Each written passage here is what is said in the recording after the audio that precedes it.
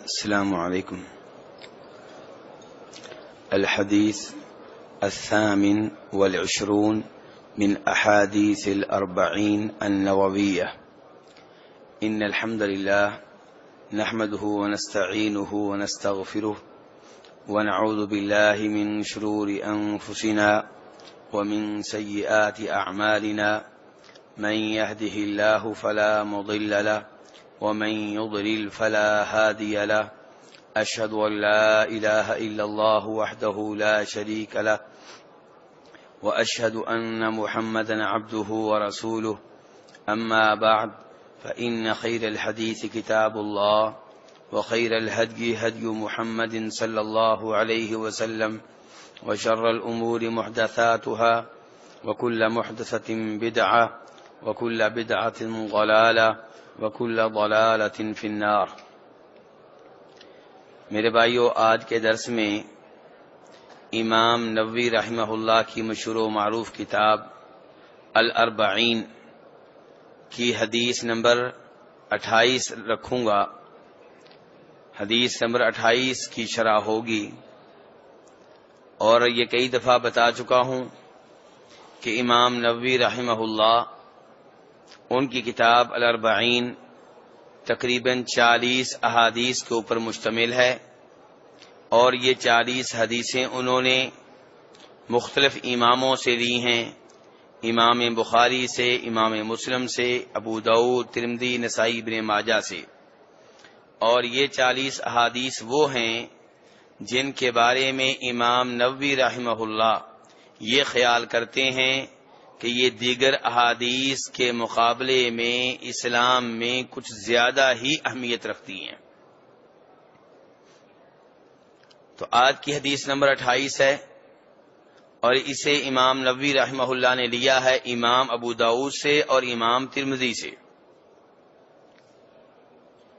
بنیادی طور پہ اس حدیث کو صحابی رسول جناب ارباز ابن ساریہ رضی اللہ عنہ سے روایت کرنے والے دو تابعی عبد الرحمن بن عمرو السلمی اور حجر ابن حجر ہیں. یہ دونوں تابعی کہتے ہیں کہ ہم ارباز ابن ساریہ رضی اللہ تعالیٰ عنہ کے پاس آئے، اور کہتے ہیں کہ ارباز بن ساریہ وہ صحابی ہیں جو ان صحابہ کرام میں شامل ہیں جن کے بارے میں اللہ تبارک و تعالی نے قرآن پاک کی یہ آیت نازل کی کہ وَلَا عَلَى الَّذِينَ إِذَا مَا أَتَوْكَ لِتَحْمِلَهُمْ قُلْتَ لَا أَجِدُ مَا أَحْمِلُكُمْ عَلَيْهِ تَوَلَّوْا وَأَعْيُنُهُمْ تَفِيضُ مِنَ الدَّمْعِ حَزَنًا أَلَّا يَجِدُوا مَا يُنْفِقُونَ. اللہ تبارک و تعالی سورہ توبہ میں غزوہ تبوک کا ذکر کر رہے ہیں، اور غزوہ تبوک میرے بھائیوں وہ لڑائی ہے، وہ غزوہ ہے جو ایک بڑے دشمن سے لڑا گیا، جس میں نبی علیہ الصلوۃ والسلام نے صحابہ کرام کو صاف صاف بتا دیا تھا کہ فلاں علاقے میں لڑائی ہوگی، فلاں دشمن سے ہوگی، اور اس کی تیاری کر لو. اس غزوہ میں شریک ہونے کے لیے صحابہ کرام بے تاب تھے. بے تابی اپنی جگہ پہ، شوق اپنی جگہ پہ، لیکن کئی ایک ایسے تھے جن کے پاس اونٹنیاں نہیں تھیں جن کے اوپر بیٹھ کے جہاد کے لیے جا سکتے. نبی علیہ الصلوۃ والسلام کے پاس آئے کہ اللہ کے رسول علیہ الصلوۃ والسلام ہماری مدد کریں، ہم بھی اللہ کی راہ میں لڑنا چاہتے ہیں لیکن اونٹنیاں نہیں ہیں. تو اللہ تبارک و تعالی ان کا ذکر کرتے ہیں سورہ توبہ میں کہ وہ آپ سے اونٹنیاں مانگ رہے ہیں، اور آپ فرما رہے ہیں کہ میرے پاس کچھ نہیں ہے. تو وہ صحابہ کرام اس حالت میں واپس جاتے ہیں کہ رو رہے ہیں. کیوں رو رہے ہیں؟ کہ جہاد میں شرکت کا موقع نہیں مل سکے گا. کوئی میرے جیسا ہوتا، آپ جیسا ہوتا، کہتا میں نے اپنا فرض پورا کر دیا، اونٹنی ملے گی تو جاؤں گا، نہیں ملی تو میرا کیا قصور ہے. لیکن نہیں، ان کا جذبہ سچا تھا. اونٹنی نہیں ملی، روتے ہوئے واپس گئے اور اللہ نے ان کا ذکر قرآن پاک میں کیا. یہ صحابہ کرام جو روتے ہوئے گئے ان میں سے ایک ارباز ابن ساریہ ہیں، جن کی روایت کردہ حدیث میں آپ کے سامنے رکھنے لگا ہوں. ارباز ابن ساریہ کے پاس آنے والے دو آدمی جن کا نام پہلے بتا چکا ہوں، حجر ابن حجر ہے اور عبد الرحمن بن عمرو السلمی ہیں. یہ ان کے پاس آئے، کہنے لگے اتیناک زائرین وعائدین ومقتبسین، کہ ہم آپ کے پاس آئے ہیں اور آپ کے پاس آنے کے تین مقصد ہیں. کتنے مقصد ہیں میرے بھائیو؟ تین. نمبر ایک، زائرین، آپ کی زیارت کرنا چاہتے تھے، آپ کو ملنا چاہتے تھے، آپ کو دیکھنا چاہتے تھے. صحابی ہیں، معمولی آدمی نہیں ہے. اور دوسرا مقصد فرمایا عائدین، آپ بیمار رہتے ہیں، ہم آپ کی عیادت کے لیے آئے ہیں، بیمار پرسی کے لیے آئے ہیں، تیمارداری کرنا چاہتے ہیں. ومقتبسین، تیسرا آنے کا مقصد یہ تھا کہ آپ سے کوئی نہ کوئی مسئلہ سننے کو مل جائے گا، کوئی نہ کوئی حدیث آپ ہمیں بتائیں گے، کوئی نہ کوئی دین کی بات ہمیں بتائیں گے. یہ تین مقاصد لے کر ہم آپ کے پاس حاضر ہوئے ہیں. تینوں مقاصد میرے بھائیوں بڑے عظیم مقاصد ہیں. علماء، اصحاب علم، ان کی زیارت کرنا، ان کے پاس بیٹھنا، ان کی بیمار پرسی کرنا، ان سے دین سیکھنا، دین لینا، تینوں مقاصد ہی بڑے عظیم مقاصد ہیں. اور انما الاعمال بالنیات، جب بھی آپ کوئی عمل کریں جیسی نیت ہوگی ویسا ثواب ملے گا. ارباز ابن ساریہ رضی اللہ تعالیٰ عنہ سے جب ان دو آدمیوں نے یہ کہا کہ مقصد زیارت بھی ہے، تیمارداری بھی ہے اور دین کے علم کا حصول بھی ہے، تو فرمایا جناب ارباز ابن ساریہ نے کہ ہم نے ایک بار نبی علیہ الصلوۃ والسلام کے ساتھ نماز پڑھی. نماز کے بعد اقبل علینا، آپ نے اپنا چہرہ انور ہماری طرف کیا، ہماری جانب متوجہ ہوئے اور وعدنا موعدۃ بلیغا، آپ نے ایسی نصیحت کی، ایسا وعد کیا جس وعد کو سن کر ہمارے دل خوف زدہ ہو گئے، ہمارے دل دہل گئے، ہماری آنکھیں آنسو بہانے پہ مجبور ہو گئیں. بڑا عظیم وعد تھا، بڑا بلیغ وعد تھا، بڑا جامع قسم کا وعد تھا. تو کسی نے کہا اے اللہ کے رسول علیہ الصلوۃ والسلام، آج جو آپ نے گفتگو کی ہے، آج جو آپ نے وعد کیا ہے، کأنہا موعدۃ مودع، آپ کا وعظ اتنا اثر، اس قدر پر اثر تھا، اس کی اتنی تاثیر تھی کہ ایسے تھا جیسے کوئی الوداعی نصیحت کر رہا ہو. اگر کسی نے اپنے بیٹوں کو آخری وقت پہ نصیحت کرنی ہو تو دل سے بات نکلے گی اور اپنا اثر دکھائے گی. بیٹے دھیان سے سنیں گے، وہ جانتے ہیں کہ دنیا سے جا رہا ہے، آخری باتیں کر رہا ہے. تو صحابہ کرام نے کہا اللہ کے رسول علیہ الصلوۃ والسلام، آج آپ کے واعظ کا انداز ایسے تھا جیسے آپ الوداعی واعظ کر رہے ہوں. فماذا تعهد الینا، تو آپ ہمیں اس موقع پہ کیا وصیت کریں گے؟ آپ اس موقع پہ ہمیں کیا تاکید کریں گے؟ اس موقع پہ آپ ہم سے کیا کہنا چاہیں گے؟ تو نبی علیہ الصلوۃ والسلام نے فرمایا اوصیکم بتقوی اللہ، میں تمہیں وصیت کرتا ہوں، میں تاکید کرتا ہوں کہ تقوی اللہ، اللہ سے ڈرتے رہو، اللہ سے ڈرتے رہو، اللہ کے عذاب سے ڈرتے رہو، اللہ کی ناراضگی سے ڈرتے رہو، اللہ کی جہنم سے ڈرتے رہو، اللہ کے غضب سے ڈرتے رہو. جو بھی کام کرو، جو بھی بات کرو، اللہ کو ذہن میں رکھ کے کرو کہ جو بات میں کرنے لگا ہوں کہیں اس کے اوپر رب ناراض نہ ہو جائے، جو عمل کرنے لگا ہوں کہیں ایسا نہ ہو کہ جس کی وجہ سے رب کا عذاب نازل ہو جائے. تقوی اللہ، ہر وقت اللہ سے ڈرتے رہنا، اللہ کا خوف دل میں بٹھائے رکھنا، اللہ کی خشیت کو اپنے دل میں جگہ دینا، یہ آپ کی پہلی وصیت ہے۔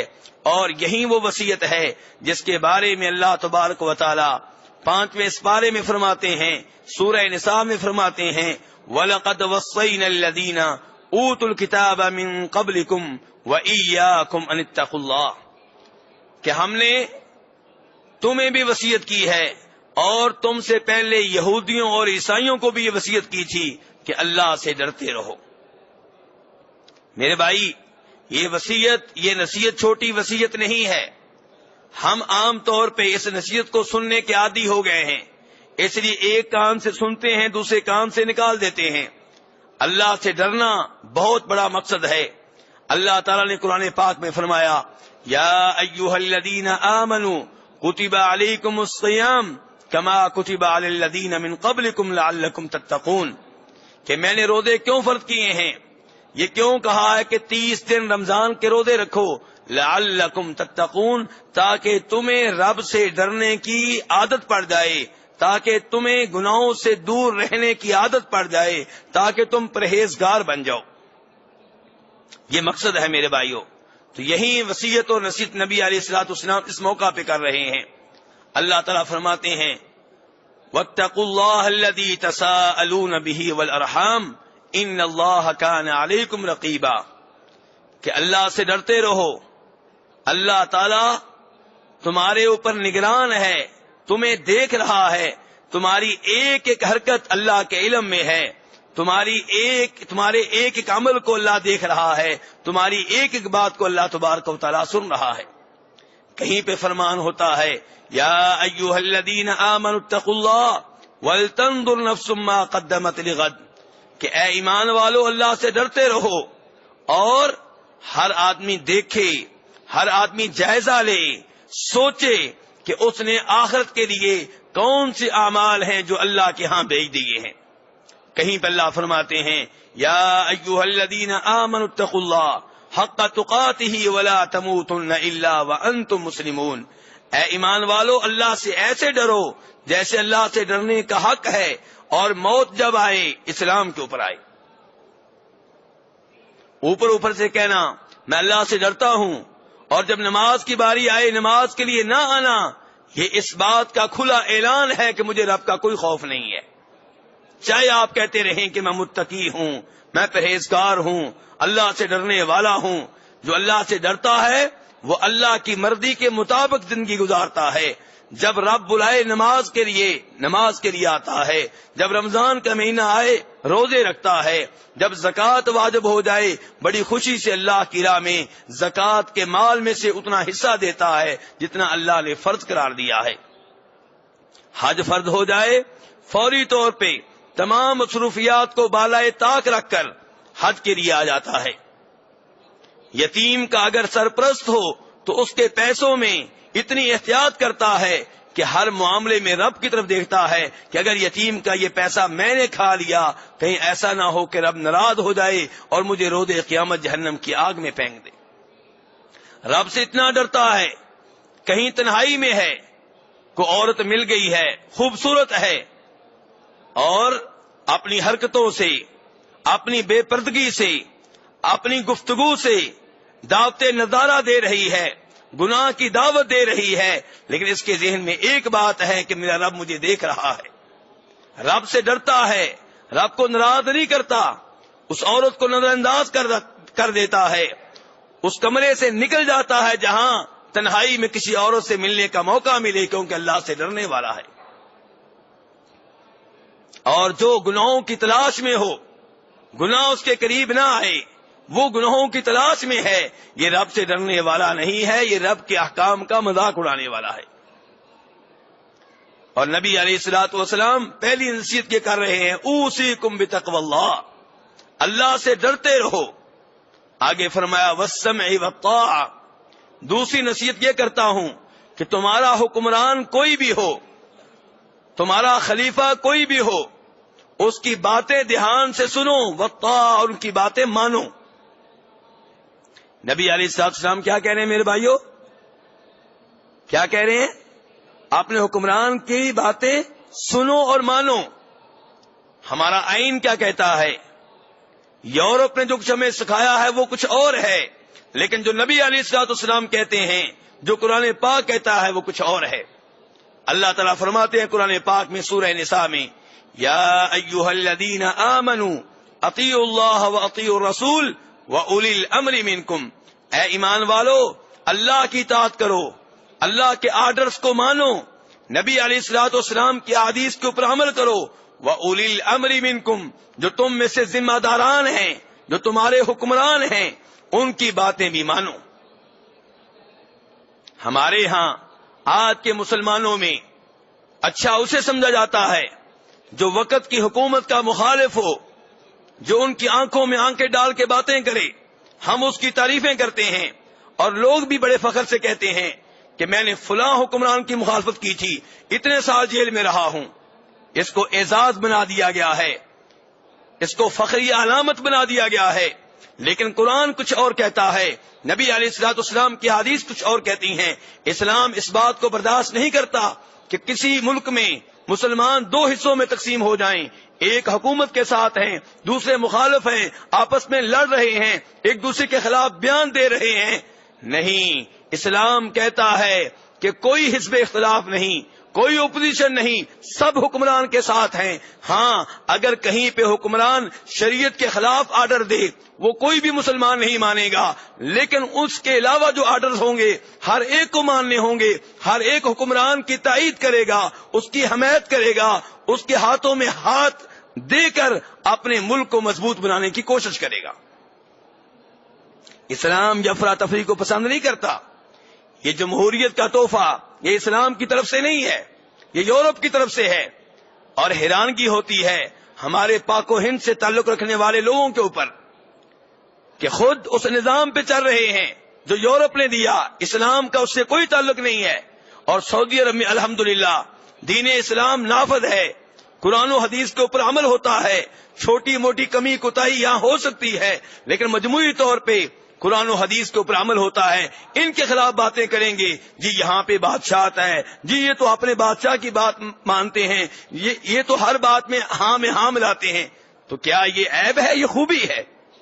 ہاں، جہاں پہ شریعت کے خلاف کوئی ایک آدھ آرڈر آئے وہ آپ نہیں مانیں گے، اور وہ آرڈر نہیں مانیں گے اس کا مطلب یہ نہیں ہے کہ اس ایک غلط آرڈر کی وجہ سے آپ تلوار اٹھا کے حکومت سے لڑنا شروع کر دیں، فوج کے اوپر حملے کریں، پولیس کے اوپر حملے کریں، مساجد میں دھماکے کریں. اس کا اسلام سے کوئی تعلق نہیں ہے. قرآن پاک تو صاف صاف کہہ رہا ہے وَأُولِي الْأَمْرِ مِنْكُمْ، اپنے حکمرانوں کی بات مانو.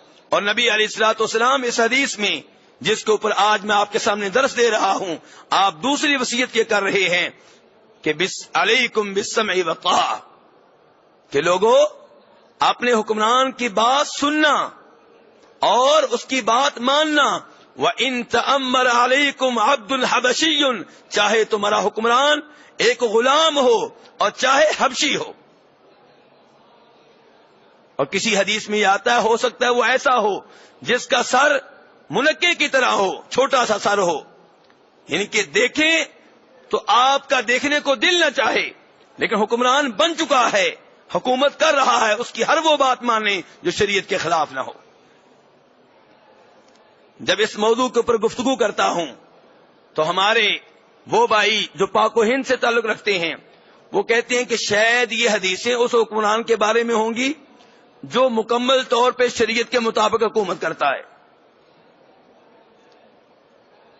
ارے اللہ کے بندے، نبی علیہ الصلوۃ والسلام کے بعد جتنے بھی حکمران آئے ہیں اور آئیں گے وہ سارے کے سارے غیر معصوم ہیں. غلطیاں ہو سکتی ہیں، ہوتی رہی ہیں، ہوتی رہیں گی، لیکن چند غلط احکام کی وجہ سے، چند غلط آرڈر جو حکمران نے دیے ان کی وجہ سے آپ اس کی وہ باتیں بھی نہ مانیں جو شریعت کے خلاف نہیں ہے. یہ غلط ہے. مسلم شریف کی حدیث ہے، مسلم شریف کی حدیث ہے، جناب حذیفہ ابن یمان رضی اللہ عنہ کہتے ہیں کہ میں نے نبی علیہ الصلوۃ والسلام سے ایک بار کہا کہ اللہ کے رسول، ہم شر کے اوپر تھے، اللہ خیر لے آیا، کیا اس خیر کے بعد پھر شر آئے گا؟ آپ نے کہا ہاں. جناب حذیفہ کہنے لگے اس شر کے بعد پھر خیر آئے گی؟ فرمایا ہاں۔ فرمایا اس خیر کے بعد پھر شر آئے گا؟ فرمایا ہاں۔ جناب حذیفہ نے کہا کیسے؟ نبی علیہ الصلوۃ والسلام نے فرمایا میرے بعد ایسے حکمران آئیں گے کہ جو میری سیرت پہ نہیں چلیں گے، میرے نقش قدم پہ نہیں چلیں گے، میری سنتوں کو نہیں اپنائیں گے، بلکہ ایسے حکمران آئیں گے جن کے دلوں میں شیطان ہوگا، جسم انسانی ہوگا، دلوں میں شیطان ہوگا۔ جناب حذیفہ ابن یمان نے کہا اس موقع پہ پھر ہم کیا کریں؟ فرمایا اپنے حکمران کی بات سننا، اپنے حکمران کی بات ماننا، چاہے تمہیں کوڑے مارے، چاہے تمہارا مال چھین لے۔ کس کتاب کا حوالہ دے رہا ہوں میرے بھائی؟ جی مسلم شریف کا۔ صحیح بخاری صحیح مسلم کی حدیث شک و شبہ سے بالاتر ہیں۔ نبی علیہ الصلوۃ والسلام اپنے صحابی کو بتا رہے ہیں ایسے حکمران آئیں گے جو میری شریعت کے اوپر میں نقش قدم پہ نہیں چلیں گے۔ فرمایا اس موقع پہ کیا کریں؟ فرمایا اپنے حکمران کی بات سننا اور ماننا، چاہے تمہارے اوپر ظلم کرے، تمہیں کوڑے مارے، تمہارا مال چھین لے۔ صرف وہ بات نہیں ماننی جو شریعت کے خلاف ہے۔ جو مال اس نے چھینا ہے یہ شریعت کے خلاف نہیں ہے، آپ کے اوپر ذاتی ظلم ہوا ہے، شریعت کے خلاف اس لحاظ سے ہے، لیکن پوری شریعت کے اوپر حملہ نہیں، آپ کے اوپر ذاتی حملہ ہے۔ آپ صبر کریں، کوڑے آپ کو اس نے مارے ہیں، ظلم کیا، آپ صبر کریں، روز قیامت اللہ اس کی آپ کو جزا دے گا۔ لیکن ہمارے بھائی سمجھتے ہیں کہ شاید یہ حدیث صرف اس حکمران کے لیے ہیں جو ابو بکر کی طرح ہو، عمر فاروق کی طرح ہو رضی اللہ تعالی عنہما، ان کی طرح حکمران کب آئیں گے؟ تو میرے بھائیو، اپنی حکومت سے لڑنا مسلمانوں کو کمزور کرنے کے مترادف ہے، اپنی فوج سے لڑنا، اپنی پولیس سے لڑنا۔ ہاں حکمران آپ سے کہتا ہے نماز نہ پڑھو، آپ تلوار نہیں اٹھائیں گے، آپ پسٹل نہیں اٹھائیں گے، آپ مسجد میں آئیں گے، نماز پڑھیں گے، چاہے وہ آگے سے کوڑے مارے، چاہے پولیس ڈنڈے مارے، آپ نماز پڑھنے کے لیے آئیں گے، لڑیں گے نہیں ان سے، نماز پڑھنے کے لیے آئیں گے۔ حکمران خود ہی سمجھائے گا کہ یہ میرا آرڈر ماننے والے نہیں ہیں۔ حکمران کہتا ہے کہ شراب پینا پڑے گی ہر آدمی کو، آپ نہیں پیئیں گے، لیکن غلط آرڈر کی وجہ سے تلوار اٹھا لیں تو کون سا ایسا حکمران ہے جو گناہوں سے مکمل پاک ہوگا، کبھی بھی غلط آرڈر نہیں دے گا؟ جتنے بھی حکمران آئیں گے کوئی نہ کوئی غلط آرڈر دیتے رہیں گے۔ اور نبی علیہ الصلوۃ والسلام مسلم شریف کی حدیث میں صاف صاف فرما رہے ہیں کہ ایسے حکمران آئیں گے جو میری سنتے نہیں اپنائیں گے، تم نے کیا کرنا ہے؟ اس کی باتیں سننی ہیں، ماننی ہیں، ان کی وہ باتیں جو شریعت کے خلاف نہ ہوں، چاہے وہ تمہیں کوڑے مارے، چاہے تمہارا مال چھین لے۔ تو میرے بھائیو، اس لیے اپنے نظریات اس لحاظ سے تبدیل کریں کہ ہم وہ نظریات اپنا چکے ہیں جو ہمیں یورپ سے ملے ہیں۔ جمہوریت کے سبق نے ہمیں اسلام بلا دیا ہے، نبی علیہ الصلوۃ والسلام کی وہ حدیث بلا دی ہیں جن میں آپ نے فرمایا تھا اپنے حکمران کی بات ماننا چاہے حبشی غلام ہو۔ اور سعودی عرب کے علماء کرام الحمدللہ ان احادیث کے اوپر صحیح معنوں میں عمل کرتے ہیں، ہر موقع پہ اپنی حکومت کے ساتھ کھڑے ہوتے ہیں۔ ہاں جہاں کہیں کوئی غلط بات ہو وہ بات نہیں مانتے، لیکن یہ نہیں پبلک سے کہتے کہ اب بم دھماکے کرو، اب تم فوج کے اوپر حملے کرو، مساجد میں حملے کرو، نہیں، ایسی بات نہیں ہے۔ تو میرے بھائیو، نبی علیہ الصلوۃ والسلام کی ان باتوں کے اوپر بھی ہم نے عمل کرنا ہے۔ جیسے نماز والی حدیثیں ہم آپ کی مانتے ہیں، روزے والی آپ کی حدیثیں مانتے ہیں، حج والی آپ کی حدیثیں مانتے ہیں، عمرے والی آپ کی حدیثیں مانتے ہیں، یہ بھی آپ ہی کی حدیث ہے۔ اور اللہ فرماتے ہیں یا ایھا الذین آمنوا ادخلوا فی السلم کافہ، اے ایمان والو اسلام میں پورے کے پورے داخل ہو جاؤ۔ اور ہم کیا کرتے ہیں؟ ہم نے اتنا اسلام لیا ہے جو ہماری مرضی کے مطابق ہے، جو اسلام ہماری مرضی کے مطابق نہیں ہے وہ ہم ماننے کے لیے تیار نہیں ہے۔ اور ایسا آدمی شریعت کے اوپر نہیں چل رہا، اپنے من کے اوپر چل رہا ہے، اپنی عقل کی پوجا کر رہا ہے، اپنی خواہشات نفس کی پوجا کر رہا ہے، یہ اللہ کی بات نہیں مانتا۔ جو اللہ کی بات ماننے والا ہوگا وہ ہر معاملے میں مانے گا۔ ہاں بطور انسان کبھی غلطی ہو سکتی ہے، لیکن دل میں عزائم یہ ہوں گے، دل میں ارادے یہ ہوں گے کہ میں نے آپ کی ایک ایک حدیث کے اوپر عمل کرنا ہے، قرآن کی ایک ایک آیت کے اوپر ہم نے عمل کرنا ہے۔ لیکن یہاں پہ تو ہم نے دین کو تقسیم کر دیا ہے. نماز والی حدیثیں مانتے ہیں, روزے والی حدیثیں مانتے ہیں, پردے والی حدیث آ جائے نہیں مانتے, حدیث کہے آپ کی عورت محرم کے بغیر سفر نہیں کر سکتی وہ ہم نہیں مانتے, حدیث یہ کہے آپ کی جوان بیٹی, آپ کی جوان بہن, آپ کی جوان ماں غیر مرد کے ساتھ تنہائی میں نہیں بیٹھ سکتی, ہم ایسی احادیث کو توجہ دینے کے لیے تیار ہی نہیں ہے. مرضی کا اسلام. تو نبی علیہ الصلوۃ والسلام یہاں پہ پہلی نصیحت کیا کر رہے ہیں؟ اللہ سے ڈرتے رہو. دوسرے نمبر پہ اپنے حکمران کی باتیں سنو اور مانو, چاہے وہ حبشی غلام ہو.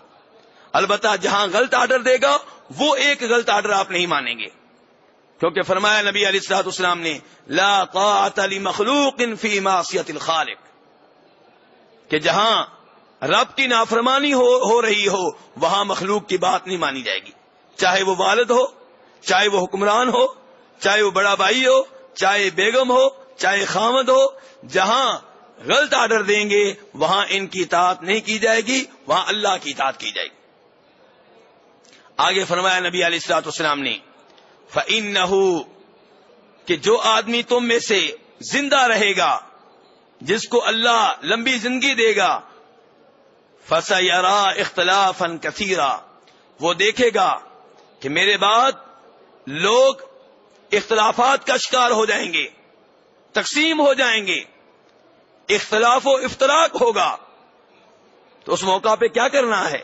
سوال یہ پیدا ہوا کیا کرنا ہے؟ ایک سوچ یہ ہے جو آج کل ہمارے معاشرے میں چل رہی ہے کہ جب اختلاف ہو تو سارے ہی ٹھیک ہیں. ایک سوچ کیا چل رہی ہے کہ جب کسی مسئلے میں اختلاف ہو سارے ہی ٹھیک ہیں. کہتے ہیں جی یہ دین کا حسن ہے, کہتے ہیں یہ دین کا حسن ہے, اختلاف دین کا حسن بنا لیا گیا ہے. کہتے ہیں جو مرضی کر لو, جو کسی چیز کو حرام کہہ رہا ہے وہ بھی ٹھیک, جو واجب کہہ رہا ہے وہ بھی ٹھیک, جو حلال کہہ رہا ہے وہ بھی ٹھیک, جو حرام کہہ رہا ہے وہ بھی ٹھیک. یہ ایک سوچ ہے جو پبلک میں چل رہی ہے, پبلک میں پھیلا دی گئی ہے. لیکن قرآن اس سوچ کے خلاف ہے. نبی علیہ الصلوۃ والسلام کی احادیث اس سوچ کی تائید نہیں بلکہ مخالفت کرتی نظر آتی ہیں. اللہ تعالیٰ نے اتحاد کا حکم دیا ہے, اختلاف کو حسن نہیں کہا. اللہ کہتے ہیں 12ویں اس بارے میں وَلَا يَزَالُونَ مُخْتَلِفِينَ إِلَّا مَن رَحِمَ رَبُّكَ, کہ یہ لوگ اختلافات کا شکار رہیں گے اور رب کی رحمت ان کے اوپر ہوگی جو اختلافات کا شکار نہیں ہوں گے. ہم کہتے ہیں اختلاف رحمت ہے, اللہ کہہ رہے ہیں نہیں, رحمت والے وہ ہیں جو اختلافات کا شکار نہیں ہوں گے. اختلاف رحمت نہیں ہے, عذاب ہے.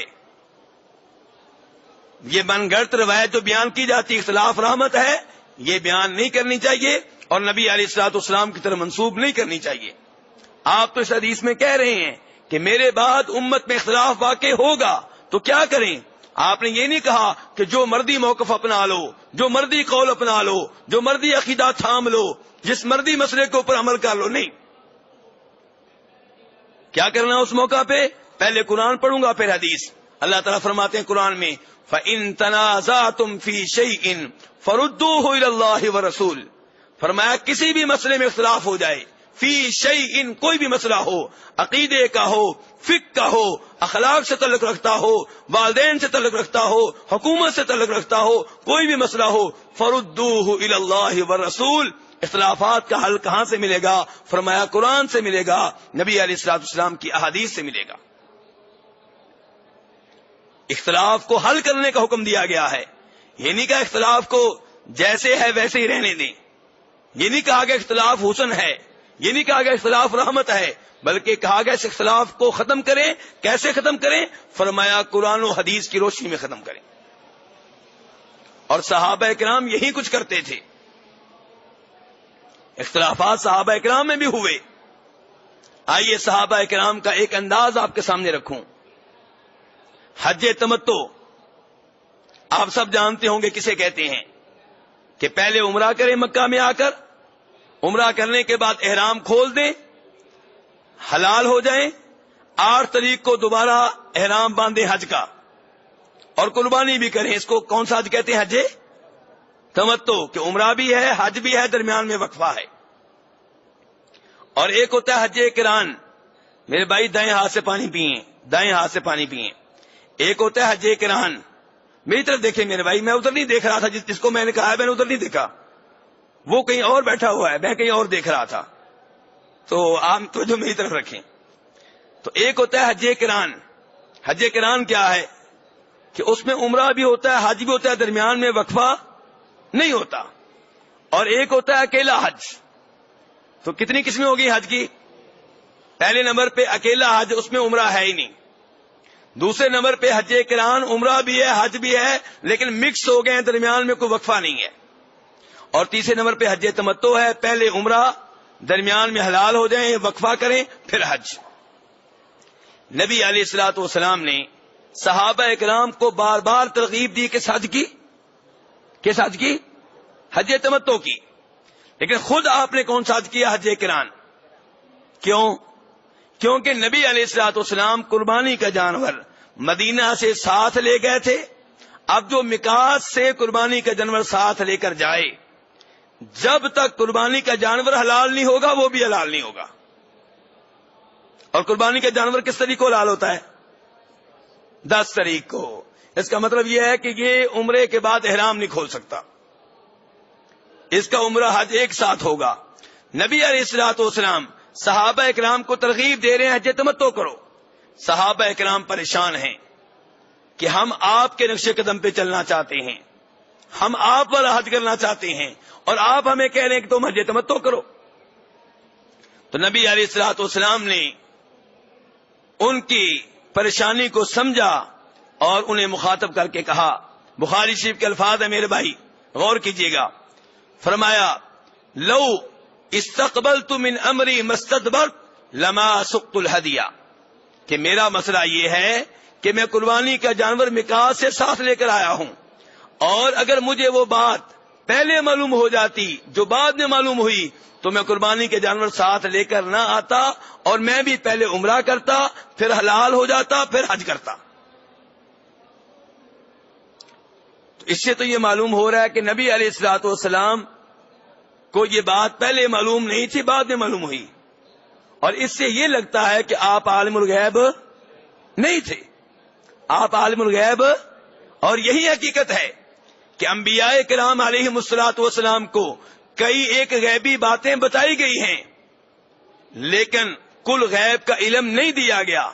اور جو غیبی باتیں بتائی گئی ہیں وہ ان غیبی باتوں کے مقابلے میں جو نہیں بتائی گئی 1-2 قطرے سے زیادہ حیثیت نہیں رکھتی. اللہ نے نبیوں کو جو کل علم دیا ہے وہ اللہ کے علم کے مقابلے میں 1-2 قطرے سے زیادہ حیثیت نہیں رکھتا. اللہ نے غیبی باتیں نبیوں کو بتائیں, کتنی بتائیں؟ 10, 100, 1000, لاکھ, کروڑ, ارب, محدود ہیں, گنی جا سکتی ہیں. اور اللہ کا علم غیر محدود ہے, اسے دنیا کی کوئی طاقت گن نہیں سکتی. تو بہرحال نبی علیہ الصلوۃ والسلام فرما رہے ہیں کہ اگر مجھے وہ بات پہلے معلوم ہو جاتی جو بعد میں معلوم ہوئی تو میں بھی حج تمتع کرتا. بہرحال صحابہ کرام کو آپ نے حج تمتع کی بار بار ترغیب دی, اور پھر صحابہ کرام نے حج تمتع کیا. جناب ابو بکر کا زمانہ آیا, ان کا یہ خیال تھا کہ حج تمتع نہ کیا جائے. عمر فاروق کا زمانہ آیا, ان کا بھی یہی خیال تھا حج تمتع نہ کیا جائے. جناب عثمان بھی یہی سوچ رکھتے ہیں حج تمتع نہ کیا جائے. 3 خلیفہ. حدیث کچھ اور کہہ رہی ہے, 3 خلیفہ کچھ اور کہہ رہے ہیں. یہ 3 خلیفہ یہ سوچ رکھتے ہیں کہ اگر لوگ حج تمتع کریں گے تو ایک ہی سفر میں عمرہ بھی ہو جائے گا, حج بھی ہو جائے گا, تو بیت اللہ میں وہ رونق نہیں رہے گی جو رہنی چاہیے. وہ چاہتے تھے ایک سفر میں حج ہو, عمرہ کسی الگ سفر میں ہو, تاکہ لوگ بار بار بیت اللہ میں آئیں اور بیت اللہ میں رونق برقرار رہے. یہ سوچ ہے, لیکن حدیث نہیں ہے. جناب عبداللہ ابن عباس رضی اللہ عنہما جناب ابو بکر کے دنیا سے چلے جانے کے بعد, جناب عمر کے دنیا سے چلے جانے کے بعد لوگوں سے کہہ رہے ہیں حج تمتع کیا کرو. نبی علیہ الصلوۃ والسلام کی ترغیب حج تمتع کے بارے میں ہے. کون کہہ رہے ہیں؟ کون کہہ رہے ہیں؟ عبداللہ بن عباس. اور حوالہ کس کا دے رہے ہیں؟ نبی علیہ الصلوۃ والسلام کا. وہاں پہ ایک بڑے امام، بڑے تابعی جناب عروہ بن زبیر رحمہ اللہ بھی موجود تھے۔ عروہ بن زبیر کہنے لگے عبداللہ کیا کہہ رہے ہو؟ لوگوں کو حج تمتع کی ترغیب دے رہے ہو، جبکہ ابو بکر و عمر حج تمتع سے روکتے تھے اور وہ علم میں تم سے آگے تھے۔ عروہ بن زبیر نے کیا کہا؟ وہ علم میں تم سے آگے تھے۔ اللہ اکبر۔ جناب عبداللہ ابن عباس نے اس اختلاف کو کیسے حل کیا؟ اس اعتراض کے جواب میں جو الفاظ استعمال کیے سنہری حروف سے لکھنے کے قابل ہیں۔ کہا یوشک ان تنزل علیکم حجارۃ من السماء اقول قال رسول اللہ صلی اللہ علیہ وسلم وتقولون قال ابو بکر و عمر۔ مجھے یہ خوف ہے کہ کہیں تمہارے اوپر عذاب کی شکل میں آسمانوں سے پتھروں کی بارش نازل نہ ہو جائے۔ میں تمہیں حدیث رسول علیہ الصلوۃ والسلام سنا رہا ہوں، تم اس کے مقابلے میں ابو بکر و عمر کا قول، ان کا فتویٰ اور ان کی رائے پیش کر رہے ہو۔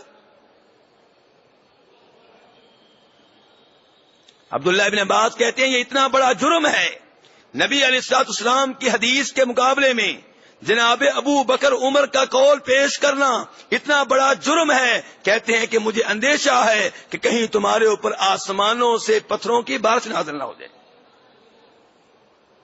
پتہ چلا نبی علیہ السلام کی حدیث آ جائے تو اس کے مقابلے میں کوئی اور فتویٰ نہیں چلے گا، کسی کی رائے نہیں چلے گی۔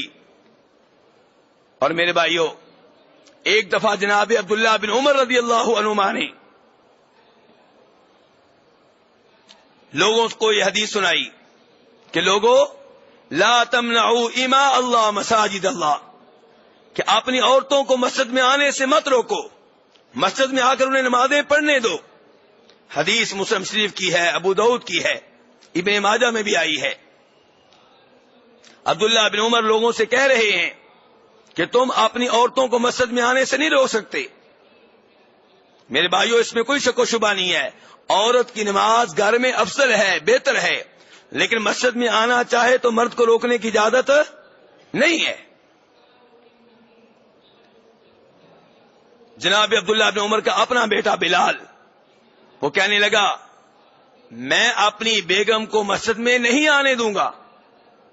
عبداللہ بن عمر رضی اللہ عنہما نے اس کے سینے پہ زوردار تھپڑ رسید کیا اور پھر فرمایا تمہارے اوپر اللہ کی لعنت ہو، تمہارے اوپر اللہ کی لعنت ہو، تمہارے اوپر اللہ کی لعنت ہو۔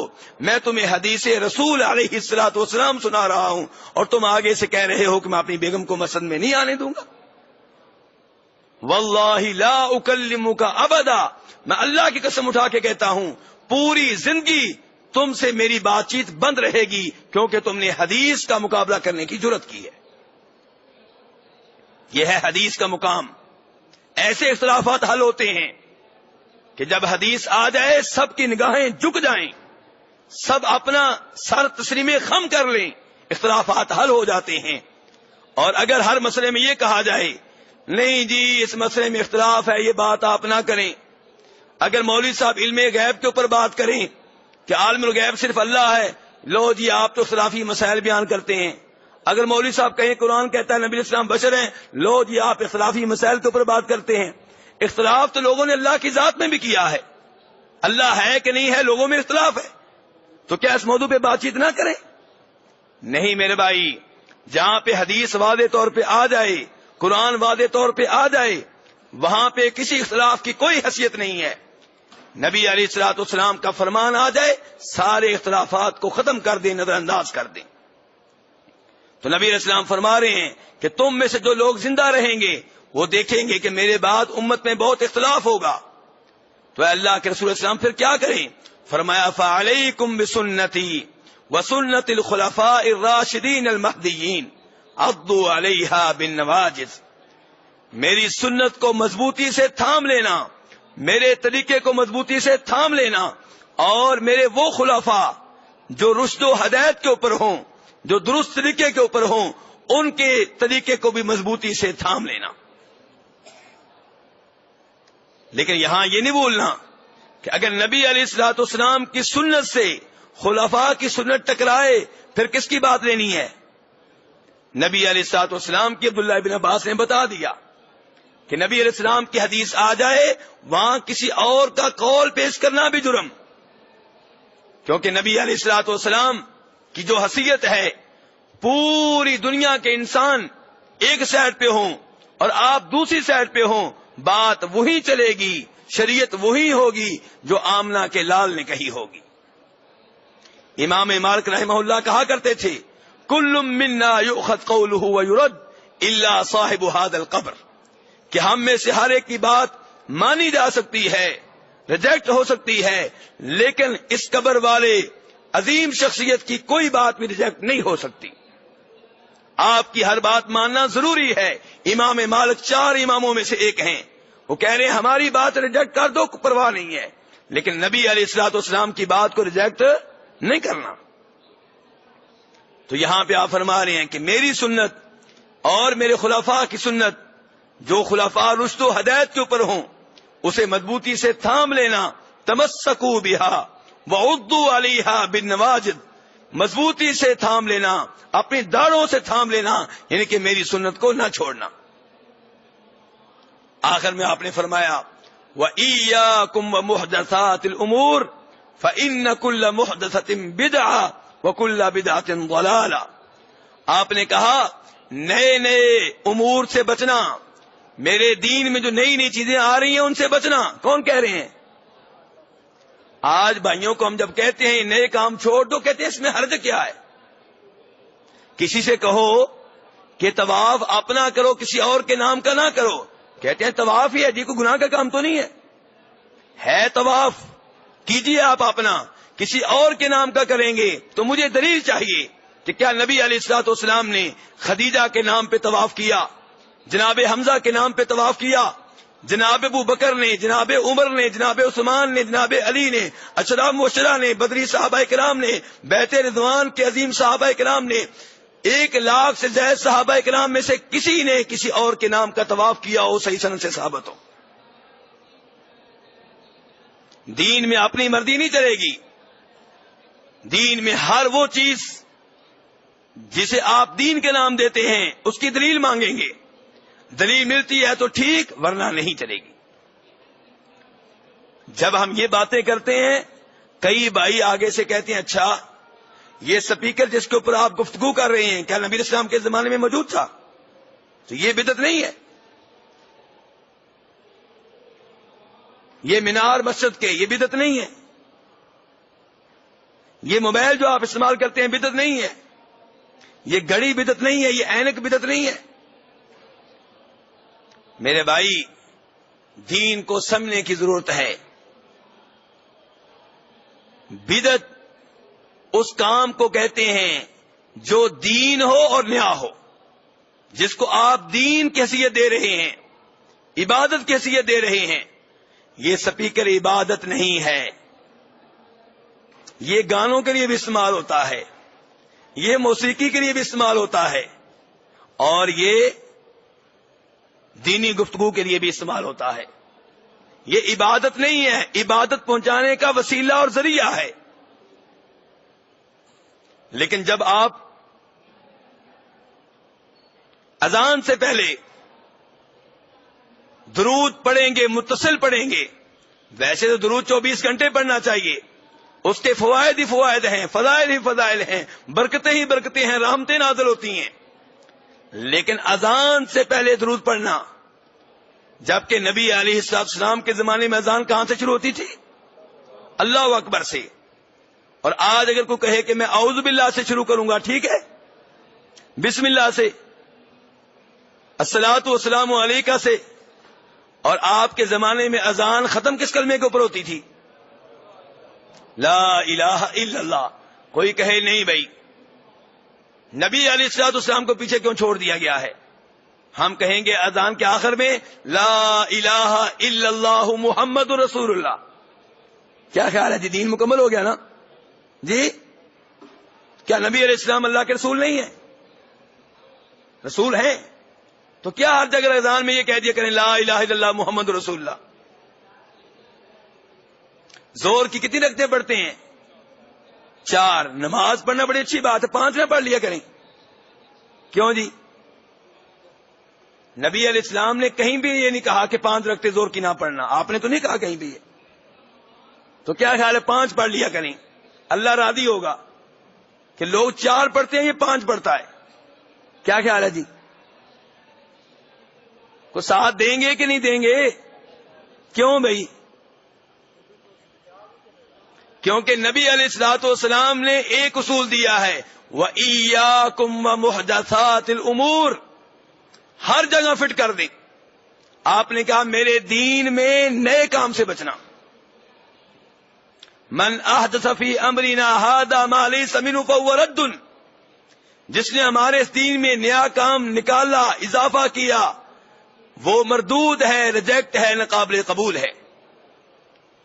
کوئی بھی بدعت ہو، تیجا ہو، 7واں ہو، 40واں ہو، برسی ہو، عرس ہو، کوئی بھی نیا کام وہ ناقابل قبول ہے. ہر نئے کام سے دور رہیں. اگر بدعت کا لفظ آپ کو اچھا نہیں لگتا نہ بولیں، لیکن نیا کام نہ کریں.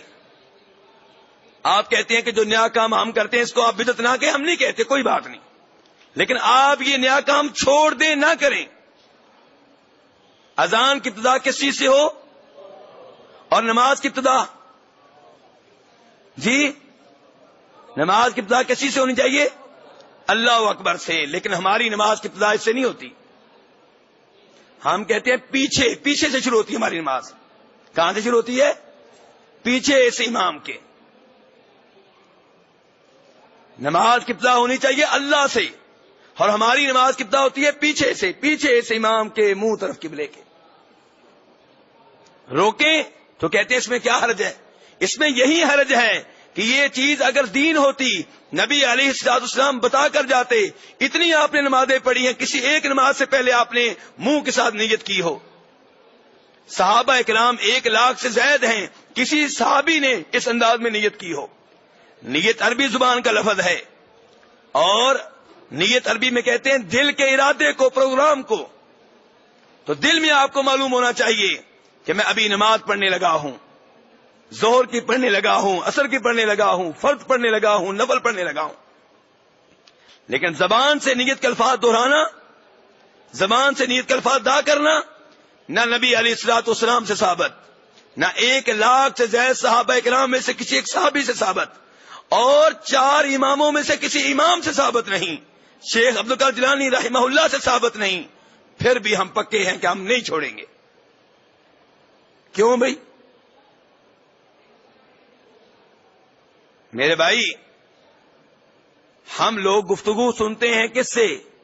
ناک سے یا ہاتھ سے؟ جی کانوں سے. اور پکڑتے پاؤں سے ہیں یا زبان سے؟ ہاتھ سے. تو نیت میرے بھائی یہ بھی دل سے ہوگی، زبان سے نہیں ہوگی. جس عضو کا جو کام ہے وہ اس سے لیں. نیت ضروری ہے، انما الاعمال بالنیات، نیت ضروری ہے، لیکن نیت دل میں ہوتی ہے، زبان سے ادا نہیں کی جاتی. رمضان کا مہینہ آنے والا ہے، ہمارے روزے کی ابتدا کس لفظ سے ہوگی؟ وَبِصَوْمِ غَدٍ نَوَيْتُ مِنْ شَهْرِ رمضان، کہ میں کل کے روزے کی نیت کر رہا ہوں. کل کے روزے کی؟ آج کا روزہ کہاں جا؟ کیوں جی؟ روزہ آج رکھ رہے ہیں اور کہتے ہیں کل کے روزے کی نیت کر رہا ہوں. جب آپ یہ الفاظ اپنی پاس سے بنائیں گے، گھڑیں گے، تو یہی حال ہوگا. نیت دل کے ارادے کا نام ہے. آج آپ خلاف توقع فجر سے پہلے کھانا کھا رہے ہیں، جبکہ عام طور پہ آپ کھانا کھایا کرتے تھے 8 بجے 9 بجے. فجر سے پہلے کیوں کھا رہے ہیں؟ دل میں کیا ہے؟ روزہ رکھنا، یہ نیت ہے. زبان سے کہنا وَبِصَوْمِ غَدٍ نَوَيْتُ مِنْ شَهْرِ رمضان، نبی علیہ الصلوۃ والسلام سے ثابت نہیں ہے، کسی صحابی سے ثابت نہیں ہے، 4 اماموں سے ثابت نہیں ہے. پھر دکا کیوں؟ یہ چیز تو 4 اماموں سے بھی ثابت نہیں ہے. تو میرے بھائی کہنے کا مطلب یہ ہے کہ دین میں کوئی بھی ایسا کام نہ کریں جو نیا ہو، جو نبی علیہ الصلوۃ والسلام نے نہ دیا ہو.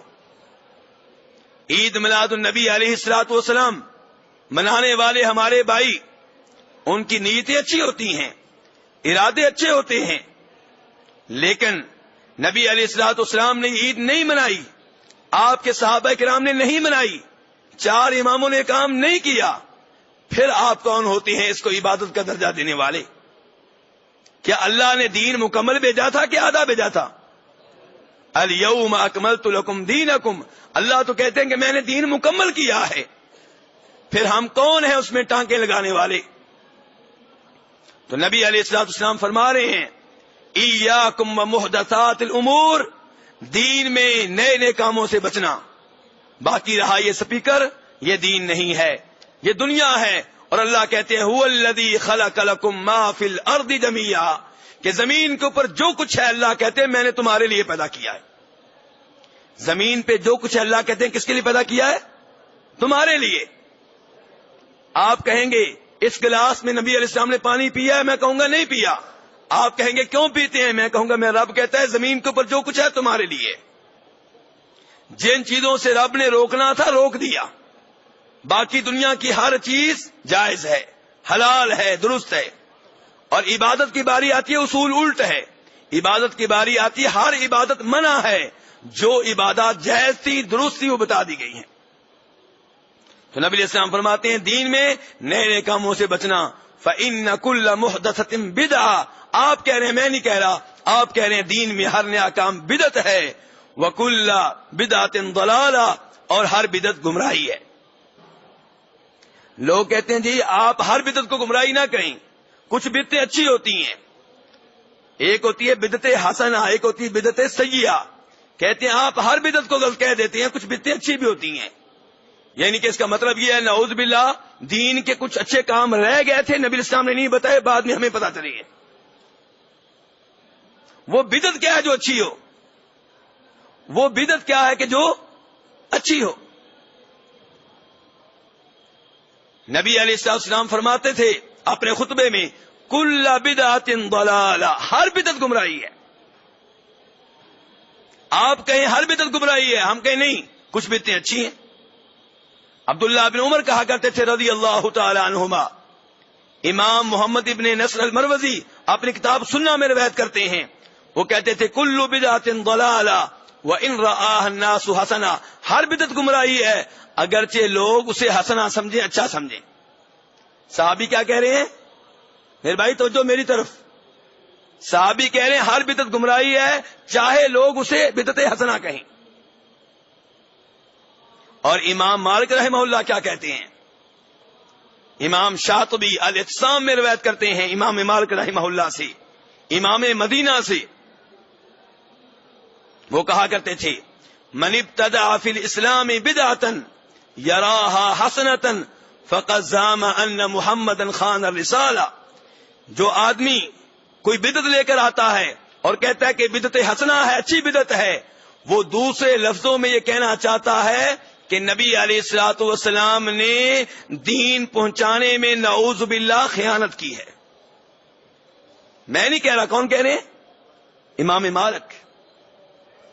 کیوں امام مالک کہتے ہیں اس لیے کہ اللہ کہتے ہیں میں نے دین مکمل کر دیا، اور آپ کہتے ہیں مکمل دین کے علاوہ بھی کوئی چیزیں اچھی ہیں جو میرے پاس موجود ہیں۔ اب پھر گڑبڑ کس سے ہوئی ہے؟ اللہ نے تو نہیں کی، کیونکہ اللہ کہتے ہیں میں نے مکمل دین دے دیا ہے، اور آپ بھی کہتے ہیں کہ میں صحیح ہوں، جس بدعت پہ عمل کر رہا ہوں یہ اچھی بدعت ہے، ان کا اچھا دین کا کام ہے۔ تو پھر امام مالک کہتے ہیں کہ نعوذ باللہ پھر گڑبڑ نبی علیہ السلام سے ہی ہوئی ہے کہ اللہ نے مکمل دین دیا تھا، چند چیزیں آپ نے نہیں بتائیں، چھپا لی ہیں۔